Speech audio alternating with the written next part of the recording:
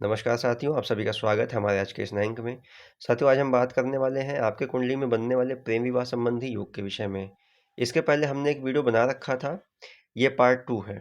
इसके पहले की वीडियो में हमने आपको एक बहुत सामान्य परिचय बताया था कि आप अपने कुंडली को सामान्य रूप में देख करके एक कैसे अनुमान लगा सकते हैं कि आपके कुंडली में ये प्रेम विवाह योग संभव हो पाएगा या नहीं। बहुत से हमें कॉल आया, बहुत लोग अपने कुंडली को दिखाना चाहते थे, समझना चाहते थे। सबका जो है कि जवाब दे पाना संभव नहीं होता है। तो इस वीडियो में हमने कोशिश किया है कि लगभग जो भी 8-10 स्थितियाँ होती हैं आपके कुंडली में, कि इस प्रकार का योग आपके कुंडली में बनता हो, हम उस विषय पर चर्चा करेंगे। चलिए शुरू करते हैं। फिर से हम एक बेसिक बात आपको बताते चलें कि देखिए, प्रेम विवाह का योग बनने के लिए आपकी कुंडली में 5वें और 7वें भाव का बहुत महत्वपूर्ण योगदान होता है। 5वां भाव होता है, यहाँ पे देखिए 5 नंबर का अंक मैं लिख देता हूँ। कालपुरुष कुंडली में ये 5वां भाव है, यहाँ पे 7वां भाव है। देखिए, आपकी कुंडली में यहाँ पे कोई भी अंक लिखा हुआ हो सकता है। 1 से लेकर के 12 तक राशियाँ जो होती हैं, उसमें से कोई भी अंक यहाँ पे लिखा हुआ हो सकता है। आप अपने कुंडली में स्वयं देखिएगा कि यहाँ पे कौन-सा नंबर लिखा हुआ है, और साथ ही साथ ये 7वें भाव में। इसमें से आप मैच कीजिएगा कि इनमें से जो नंबर लिखा हो उससे संबंधित राशि हमने यहाँ पे लिख दी है। तो आपको देखना क्या है कि देखिए, सबसे पहले तो आपको देखना यही है कि 5वें और 7वें भाव के जो स्वामी होंगे, वो आपस में इस कुंडली में कहीं भी एक युति संबंध बनाते हैं या नहीं। जैसे मान लीजिए कि 5 नंबर का यहाँ जो अंक लिखा है, इसके स्वामी होते हैं सिंह राशि। 7 नंबर का अंक लिखा है, ये है तुला राशि का। तो आपको देखना है कि जो इनके स्वामी ग्रह होते हैं, जैसे सिंह राशि, इसके स्वामी होते हैं सूर्य, और तुला के स्वामी होते हैं शुक्र। तो आपको देखना है कि यहाँ पे सूर्य और शुक्र का, सन और वीनस का, कहीं भी आपस में पूरे कुंडली में इस भाव में, यहाँ पे कहीं भी इन 12 भावों में कहीं भी एक युति बन रही है क्या? या तो ये कहीं आपस में समसप्तक योग में है। मान लीजिए कि सन यहाँ हो, वीनस यहाँ हो। क्या ऐसा कोई योग बन रहा है जो आपस में एक दूसरे से दृष्टि संबंध बना रहे हों? कहीं से भी युति में आ रहे हों, इस प्रकार का एक योग है? यदि है, तो आप इसके लिए आश्वस्त हो सकते हैं कि आपके कुंडली में एक कंडीशन पूरी हो रही है। इसके बाद देखिए, आपकी कुंडली में कई आयाम होते हैं जो देखने पड़ते हैं। वो आपके सेम कास्ट में हो रहा है कि नहीं हो रहा है, परिवार वालों की सहमति है कि नहीं है, वो आपसे अदर कास्ट में होगा या नहीं होगा, कोई भी आपका जो भी पार्टनर रहेगा। तो सभी बातों को देखने के लिए हम बाद में शनि और राहु को भी इंक्लूड करेंगे। ठीक है? शनि और राहु को देखिए, प्रेम विवाह क्या है कि हमारे समाज में आज के तारीख में बहुत मान्य विधि नहीं है विवाह का।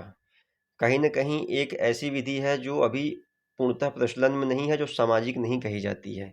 इसलिए देखिए, राहु क्या होता है, राहु विदेशी होता है। राहु ऐसा व्यक्ति को जोड़ता है जो हमसे, हमारे रिश्ते से, हमारे परिवार से, हमारे जो है सगे-संबंधियों और हमारे जाति से बहुत दूर का कोई व्यक्ति हो, वो आके अटैच हो जाए। शनि क्या होता है, शनि आपके कर्मों का फल होता है। आपने अपने जीवन में कैसे कर्म किए, आपके पिछले जन्मों में कैसे कर्म रहे हैं, उस आधार पे आपका लाइफ पार्टनर आपको मिलता है। ठीक है? साथ ही साथ जो सामाजिक विवाह होता है, देखिए उसमें गुरु का बहुत बड़ा हस्तक्षेप होता है। बिना गुरु के आशीर्वाद के कोई भी विवाह संभव नहीं होता है। इस बात को हमेशा याद रखिएगा। अच्छा, हम सभी योगों की चर्चा करें उसके पहले एक बहुत बेसिक बात बताते हैं आपको, कि जो अरेंज मैरिज है और जो लव मैरिज है, उसमें बेसिक डिफरेंस क्या आता है। देखिए, जो अरेंज मैरिज का कॉन्सेप्ट था, आप उसमें सुनते होंगे कि 16 संस्कार इत्यादि कई बातें होती थीं, और आपके रिश्तेदार जितने भी होते थे, वो आपके विवाह में सम्मिलित होते थे, आपको आशीर्वाद देते थे। इसका कहने का मतलब क्या था, आप समझिए। कोई नहीं बताएगा आपको, पूरे यूट्यूब में इस प्रकार की बातें कोई नहीं बताएगा। आप इसको समझिएगा। देखिए, ये आप हैं, पहला भाव आप स्वयं हैं, ठीक है? यहाँ पे 1 नंबर का अंक लिख दे रहा हूँ, कोई भी अंक यहाँ पे हो सकता है आपके हिसाब से, ठीक है? मान लीजिए कि मेष लगन का एक व्यक्ति है, अब उसका लाइफ पार्टनर होगा 7वें का। जब पहले भाव का दूसरे भाव से मिलन होगा, जब पहला भाव दूसरा भाव आपस में कनेक्ट होंगे, तो बहुत ज़रूरी है कि जो बाकी के 12 भाव हैं, वो संतुलित हों। संतुलित होंगे, देखिए कोई भी किसी भी भाव में जब कोई भी अंतर आता है, कोई अटैचमेंट आता है या कोई डिटैचमेंट आता है, तो बाकी के जितने भाव हैं सब प्रभावित होते हैं। इसलिए विवाह का कंसेप्ट ये था कि सभी भावों से संबंधित जितने भी रिश्तेदार हैं, आपके शादी में ज़रूर आने चाहिए और आपको आशीर्वाद देने चाहिए। लग्न आप स्वयं हैं, पंचम भाव में आपके दादाजी होंगे, नवम भाव में आपके पिताजी होंगे, चौथे भाव में आपके माताजी होंगी, ठीक है। माताजी के बड़े भाई बड़े मामा, छोटे भाई आपके यहाँ पे आ जाएंगे छठे भाव से संबंधित। इस प्रकार से उनकी बहनें होंगी, आपके फूफा मामी चाची नानी जितने भी रिश्तेदार आपके हैं वो सब न कोई यहाँ पे आएंगे, सम्मिलित होंगे। यहाँ तक कि जो देव गुरु होंगे, आपके गुरु होंगे, वो 9वें भाव से आएंगे। आपके घर के जो नौकर चाकर होंगे वो छठे भाव से आएंगे। आपके जो मित्र यार होंगे वो 11वें भाव से आएंगे। छोटे भाई बहन भी यहाँ आएंगे तीसरे भाव से, ठीक है। साथ ही साथ देखिए, आपको समझना पड़ेगा कि जो हमारे संस्कार थे हमारे पुराने ज़माने के, वो बस ऐसे कोई हवा में बनाए हुए एक ऐसे नियम नहीं थे। उसके पीछे बहुत गहरी रिसर्च थी लोगों की। जब सभी भाव मिलके संतुलित होंगे और सातवें सातवें और पहले और सातवें भाव को जब मिल के देखेंगे, तो इन दोनों भाव को आशीर्वाद देंगे, तो आपका विवाह न केवल संभव होगा, बल्कि आपका विवाह लंबा चलेगा, आपका विवाह जो है सफल हो जाएगा, ठीक है। लेकिन आज के समय में प्रेम विवाह का भी एक प्रचलन चल पड़ा है। समय के हिसाब से ये स्थितियाँ बदलती रहती हैं। इसका भी अपना एक अलग योग बनता है। भाई, अब आपकी इच्छा है, आपके जीवन में किसी प्रकार की स्थिति बन रही है, तो हम उन योगों की चर्चा कर देते हैं, ठीक है। तो अब देखिए कि आपको देखना है कि भाई 5वें और 7वें भाव का कोई यहाँ पे संबंध बन रहा है क्या? आपने देख लिया कि इन दोनों स्वामी कहीं न कहीं आपस में जो है युति संबंध में होने चाहिए। या फिर मान लीजिए कि लगन में आपके राहु आ जाता है, ठीक है? लगन में राहु आ जाए और गुरुदेव बृहस्पति कहीं से भी आपके 7वें भाव को देख लें। लगन में क्या आ जाए, मान लीजिए कि राहु आ जाए। अब गुरुदेव बृहस्पति मान लीजिए यहाँ से देख लें, गुरुदेव जुपिटर जो है, JU जुपिटर आपको कहीं से भी 7वें भाव को देख लें। राहु क्या है देखिए, आपके लगन बैठेगा तो आपको विदेशी बातों से, विदेशी चीज़ों से आपको जोड़ेगा। साथ ही साथ राहु आपके 7वें भाव के स्वामी से भी कनेक्ट होना चाहिए। राहु देखिए विदेशी हो गया। अब 7वें भाव मान लीजिए कि यहाँ पे शुक्र है, तो राहु प्लस शुक्र होना चाहिए। साथ ही साथ जुपिटर कहीं से भी 7वें भाव को देख ले। चलो, जुपिटर ने आशीर्वाद दे दिया आपका, कहीं से भाग्य का जो है इसमें उदय हो जाए, ठीक है। या फिर कहीं से भी इसमें शनि का संबंध होना चाहिए, लेकिन शनि का संबंध त्रिकोण से होना चाहिए। शनि कहीं भी त्रिकोण संबंध में आपको 7वें भाव से कनेक्ट होने चाहिए, या जो आपका लगन भाव और 7वां भाव है उनसे कहीं ना कहीं कनेक्ट होना चाहिए। तो एक कंडीशन तो ये हो गई, तब आपका प्रेम विवाह संभव हो सकता है, ठीक है। या फिर जो आपका सप्तमेश है, जो आपका 7th लॉर्ड होगा, उस पर कहीं से भी शुक्र की, मंगल की, ठीक है, राहु और शनि की युति, दृष्टि या इस प्रकार का कोई भी संबंध आपके 7वें भाव से बनना चाहिए। एक ऐसा कोई भी इसमें पीड़ित कुछ नहीं, देखिए 7वां भाव थोड़ा पीड़ित भी होगा आपका, इस बात को समझिएगा। क्योंकि आप समाज को पहले समझे, आप पश्चिमी सभ्यता में नहीं रह रहे हैं। पश्चिमी सभ्यता में क्या है कि विवाह का एक नियम ही होता है कि प्रेम करें फिर विवाह करें। लेकिन हमारा समाज ये भारत समाज है, तो हमें क्या कहना पड़ेगा कि देखिए 7वां भाव पहले, जब आप प्रेम विवाह करेंगे तो देखिए समाज में कहीं न कुछ लांछन, कुछ न कुछ इस प्रकार से बातें आपके खिलाफ होंगी। तो कहीं न कहीं 7वें भाव में थोड़ी पीड़ित होना चाहिए। अब 5वां भाव भी थोड़ा-सा पीड़ित होना चाहिए। आपके कुंडली में कहीं से भी सूर्य थोड़ा-सा पीड़ित हो जाए, आपका सम्मान थोड़ा-सा पीड़ित हो जाए। उसके बाद शुक्र मंगल शुक्र मंगल राहु शनि आपस में युति दृष्टि संबंध बनाए, साथ ही साथ 5वें और 7वें भाव के स्वामी कहीं न कहीं से युति दृष्टि में आ जाए, तो भाई आपका प्रेम विवाह संभव हो जाता है। मैंने एक कुंडली देखी थी, वहाँ पे मैंने देखा कि 5वें भाव का स्वामी 5वें भाव में ही बैठा हुआ था। 5वें भाव का स्वामी 5वें भाव में बैठा हुआ था, और साथ ही साथ उसमें एक ग्रह और बैठा था जो उच्च का बैठा था। तो 5वां भाव जो प्रेम का भाव था, ये बहुत उच्च स्तर पे अपना प्रभाव दे रहा था, तो उनका प्रेम विवाह संभव हो गया। अब आते हैं तीसरे कंडीशन पे। जो 5वें भाव का स्वामी हो वो कहीं भी अपने उच्च की राशि में बैठा हो। मान लीजिए 5म भाव का स्वामी, ठीक है, सूर्य है, अगर यहाँ पे मेष राशि में उच्च का बैठा हो, चलिए सर हमको चेंज करते हैं, मान लीजिए कि यहाँ पे 7 नंबर लिखा हो, 7 नंबर लिखा हो, इसके स्वामी शुक्र होते हैं, ठीक है। अब शुक्र होते हैं तो शुक्र कहीं ना कहीं उच्च के बैठे हों। शुक्र उच्च के कहाँ बैठते हैं, यहाँ पे 12 नंबर में उच्च के बैठेंगे। अगर यहाँ पे 7 नंबर है तो 12 नंबर यहाँ पे आएगा। तो अब यहाँ पे देखिए आपका जो शुक्र होगा वो उच्च का होगा। अब शुक्र जैसे ही यहाँ पे उच्च का हो और उसको गुरु अपनी दृष्टि से देख ले, या शनि कहीं से भी त्रिकोण में आ जाए, तो भी आपका प्रेम विवाह संभव हो सकता है, ठीक है। ये तीसरी कंडीशन भी हमने आपको बता दी। अब चौथे कंडीशन पे आते हैं।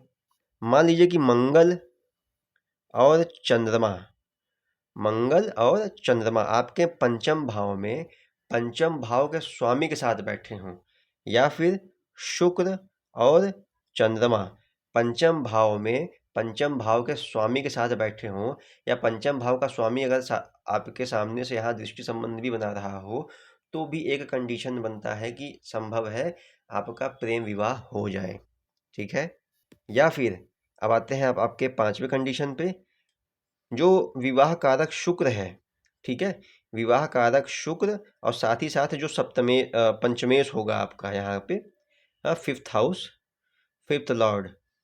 ठीक है, फिफ्थ लॉर्ड आपके लगन से पंचम हो या आपके चंद्र लगन से पंचम हो। मान लीजिए कि यहाँ पे चंद्रमा हो, यहाँ से जो है कि आपके पंचम में आ जाए कौन, शुक्र, और पांचवें भाव का स्वामी फिफ्थ लॉर्ड का आना चाहिए, साथ में आना चाहिए। इनका आपस में कहीं ना कहीं युति संबंध होना चाहिए, तब एक कंडीशन हो गई कि भाई आपका प्रेम विवाह संभव हो सकता है। पंचम सप्तम एक साथ हो या सप्तम नवम भी एक साथ हो, सप्तम और नवम का भी एक योग बनना चाहिए। Seventh Lord plus ninth Lord, ये दोनों भी आपस में कहीं ना कहीं कनेक्ट होने चाहिए। जब ये दोनों कनेक्ट होंगे तो आपको भाग्य का बल मिल सकता है।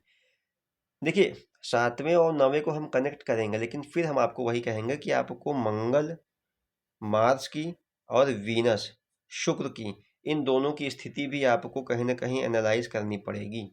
इन दोनों की स्थिति भी आपस में कहीं ना कहीं स्वस्थ होनी चाहिए, आपस में कनेक्ट होने चाहिए। देखिए, मंगल पुरुष है, शुक्र स्त्री है, ये आपस में कनेक्ट होने चाहिए। मान लीजिए कि पांचवें सातवें का स्वामी नवें में बैठा हो, तो ऐसा व्यक्ति अपने भाग्य से प्रेम प्राप्त करता है, निश्चित। मान लीजिए ऐसा हमने ऐसी कुंडली देखी है अपने सामने जिनका विवाह हुआ है, और बहुत सरल तरीके से हुआ है, उसमें कोई विवाद पैदा नहीं, उनके भाग्य में विवाह था, हो गया उनका विवाह।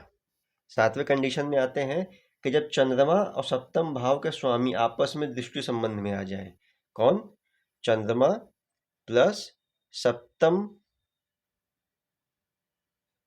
सप्तम के स्वामी, ठीक है, दृष्टि संबंध में आ जाए, सप्तम के स्वामी दृष्टि संबंध में आ जाएं, तो भी एक संभावना बनता है। लेकिन हम इसमें एक बात ये भी है कि राहु को भी आना पड़ेगा, साथ में राहु का भी कहीं ना कहीं संबंध होना पड़ेगा। सेवेंथ हाउस का जो लॉर्ड होगा वो चंद्रमा और राहु से कहीं कनेक्ट हो, तो भी एक कंडीशन बनेगा कि भाई आपका प्रेम विवाह हो सकता है। एक बहुत महत्वपूर्ण स्थिति होती है, इसको भी आप समझ लें, कि आपके सेवेंथ हाउस का जो लॉर्ड होगा, जो सप्तम भाव का स्वामी होगा, सेवेंथ लॉर्ड प्लस वीनस, ये आपके होने चाहिए कहाँ, ट्वेल्थ हाउस में। ट्वेल्थ हाउस, ट्वेल्थ हाउस में ये कहीं ना कहीं स्थित होने चाहिए, कौन, सप्तम भाव का स्वामी शुक्र, ठीक है, और सप्तम भाव में जाके स्थित हो जाएंगे, क्षमा कीजिएगा, 12वें भाव में स्थित हो जाएंगे, 12वें भाव में स्थित हो जाएंगे, तो आपका ये प्रेम विवाह का एक योग बना सकता है, इस बात की संभावना है। हालांकि ये जो मैं आपको ये योग बता रहा हूँ, ये इसके और भी कुछ बहुत बुरे प्रभाव होते हैं, लेकिन ये भी एक योग बनता है, प्रेम विवाह का एक योग बनता है। अच्छा, एक आखिरी कंडीशन आपको बता दें कि आखिरी कंडीशन नाइन्थ, अगर सप्तम भाव का स्वामी वो सेवेंथ लॉर्ड, सेवेंथ लॉर्ड वो कैसे भी कनेक्ट हो जाए शनि से, और शनि क्या होना चाहिए, अशुभ भाव का स्वामी होना चाहिए, यानी 6, 8, 12 में कहीं भी ऐसे इन भावों का स्वामी हो जाए, तो हो सकता है कि आपका प्रेम विवाह हो जाए। ठीक है, लेकिन इन सभी बातों में हमारी आपको सलाह ये रहेगी कि आप प्रेम विवाह में या अरेंज मैरिज में अगर आप आगे बढ़ते हैं, तो आप हमेशा याद रखिएगा कि अगर आपका प्रेम विवाह भी अच्छा योग बनता है, हो सकता है कि भाई अगर अच्छा योग हो, कंप्लीट योग हो, आंशिक योग हो, कहीं न कहीं आप अपने कुंडली में गुरु को, जुपिटर को जरूर एनालाइज करिएगा। देखिए, जुपिटर की दृष्टि आपके जिस भाव पे पड़ती है उस भाव को हमेशा हमेशा अच्छा बनाती है। तो कम से कम एक कंडीशन अवश्य देखिएगा कि आपके प्रेम विवाह संबंधी कोई भी योग बन रहे हों, अगर उसको गुरु अपनी दृष्टि से देखेंगे, यानी उस युति संबंध को, ठीक है, सेवेंथ हाउस को देख लिया तो बेस्ट है, मंगल शुक्र को देख लिया तो बेस्ट है, 7th हाउस लॉर्ड को देख लिया तो बेस्ट है। ये होता है सामान्य विवाह का योग। लेकिन जब प्रेम विवाह का कोई योग बन रहा है, उसको कहीं से भी गुरु अपनी दृष्टि से देख ले, तो आप निश्चित रूप से अपने प्रेम विवाह के लिए आगे बढ़ सकते हैं। ऐसा हम सलाह दे सकते हैं कि हाँ, आप तब अपने जीवन में प्रेम विवाह के लिए आगे बढ़ जाइएगा। तब क्या होगा कि गुरु का आशीर्वाद जीवन भर आपको प्राप्त होगा और आपके विवाह में कभी कोई बाधा नहीं आएगी। ठीक है? इसलिए प्रेम विवाह संबंधी बातों को भी बहुत ध्यान से समझिएगा। कोई भी ऐसे जाने अनजाने में आपसे कोई ऐसा कदम ना उठा लें कि वो आपको बाद में पछताना पड़े। देखिए, प्रेम विवाह के हम खिलाफ नहीं हैं, प्रेम विवाह लोग जीवन में करते हैं, सफल करते हैं, सफल होता है उनका जीवन, ऐसी बात नहीं है। लेकिन आप अपने आप को पहले समझें, अपने कुंडली को समझें, अपने लाइफ पार्टनर की कुंडली को समझें, सभी बातों को समझ बूझ के, क्योंकि एक बहुत बड़ा कदम होता है, आप इसमें आगे बढ़ें। ठीक है? उम्मीद करते हैं साथियों आपको ये कुंडली का विश्लेषण, इस योग का विश्लेषण समझ में आया होगा। कुंडली इस विश्लेषण में आपको बहुत सी बातें जो नहीं भी समझ में आई हों, आप उसको कमेंट बॉक्स में आके कमेंट कीजिएगा। हम भविष्य में कोशिश करेंगे कि कोई और भी वीडियो बना सकें। अगर हमें उचित लगा तो हम उसका भी विश्लेषण करेंगे। अगर वीडियो पसंद आई हो तो वीडियो को लाइक करिएगा, चैनल को सब्सक्राइब भी कीजिएगा और वीडियो को शेयर कीजिएगा। मिलते हैं साथियों अपने अगले वीडियो में, तब तक के लिए नमस्कार।